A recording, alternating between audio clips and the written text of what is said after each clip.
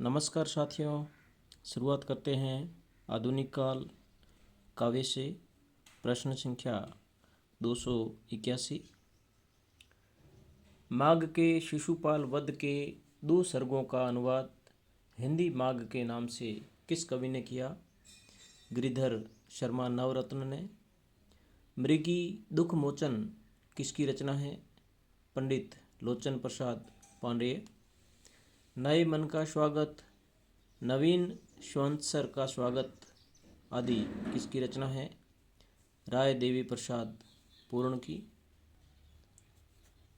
तू है गगन वीर तीर्ण तो मैं एक तारा क्षुद्र हूँ, तू है महासागर अगम मैं एक धारा क्षुद्र हूँ। पंक्ति किसकी है? गया प्रसाद शुक्ल सनेही। लाला भगवान दीन किस उपनाम से कविता करते थे? दीन उपनाम से। दलित कुसुम वन विहंगम आश्वासन किसकी कविता है? पंडित रूप नारायण पांडे। दलित कुसुम वन विहंगम आश्वासन किसकी कविता है? पंडित रूप नारायण पांडे। द्विवेदी युग में गद्य पद्य की भाषा खड़ी बोली हो गई, इसका श्रेय किसे है? महावीर प्रसाद द्विवेदी को।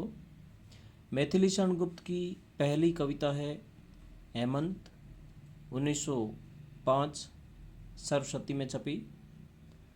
भारत दर्पण मुस्तदसे कैफी किसकी रचना है? ब्रजमोहन दत्तात्रेय कैफी की। भारत दर्पण ब्रजमोहन दत्तात्रेय कैफी। मैथिली शरण गुप्त कृत साकेत में कितने सर्ग हैं? 12। 1908 में सरस्वती में भुजंग भूषण भट्टाचार्य के नाम से कवियों की उर्मिला विषयक उदासी शीर्षक लेख किसने लिखा?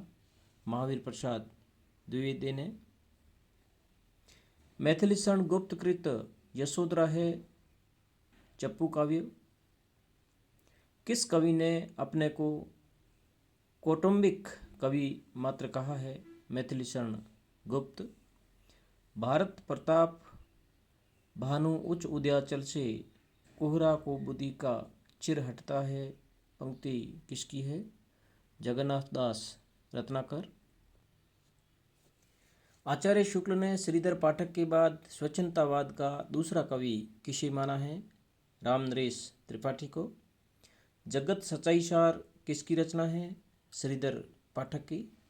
श्रीधर पाठक की खड़ी बोली की प्रथम कविता कौन सी है? गुणवंत हेमंत। मैं आर्यों का आदर्श बताने आया, जन सम्मुख धन को तुच्छ जताने आया। पंक्ति किसकी है? मैथिली शरण गुप्त की है, साकेत से ली गई है। अनाथ 1917 किसकी रचना है? अनाथ सियाराम शरण गुप्त। राजा प्रजा का पात्र है, वह एक प्रतिनिधि मात्र है। पंक्ति किसकी है? मैथिली शरण गुप्त। चारु चंद्र की चंचल किरणें खिल रही है जल थल में। पंक्ति किसकी है? मैथिली शरण गुप्त की। स्वदेश संगीत किसकी रचना है? मैथिली शरण गुप्त। स्वदेश संगीत मैथिली शरण गुप्त। द्विवेदी युग के किस कवि को हरि गीतिका का बादशाह माना जाता है? मैथिली शरण गुप्त। महावीर प्रसाद द्विवेदी और हिंदी नवजागरण किसकी पुस्तक है? रामविलास शर्मा। बंगला कवि माइकेल मधुसूदन के मेघनाद वध का काव्यानुवाद मैथिली शरण गुप्त ने किस उपनाम से किया? मधुप उपनाम से।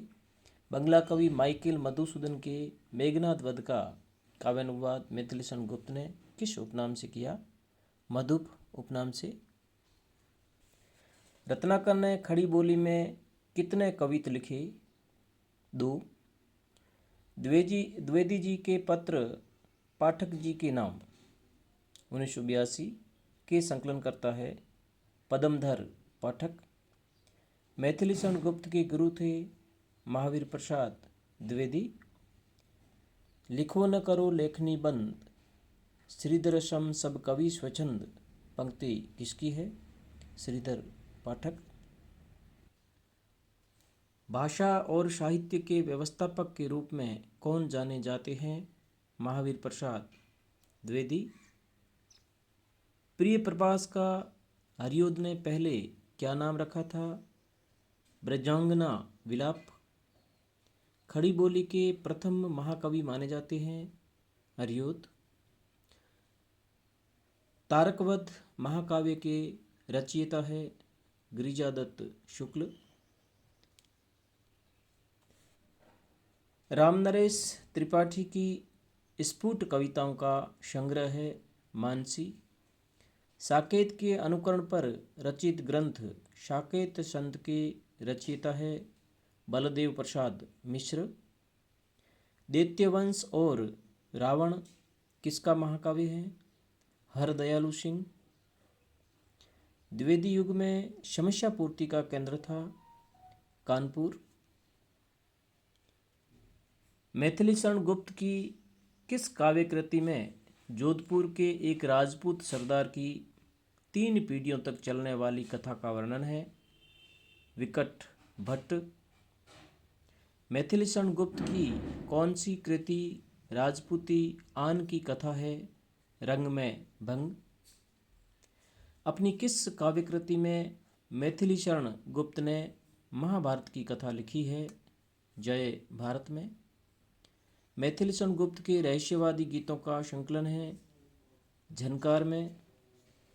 धन्यवाद साथियों। अगला वीडियो पाने के लिए चैनल को लाइक करें, सब्सक्राइब करें और अपने दोस्तों में शेयर करें। धन्यवाद।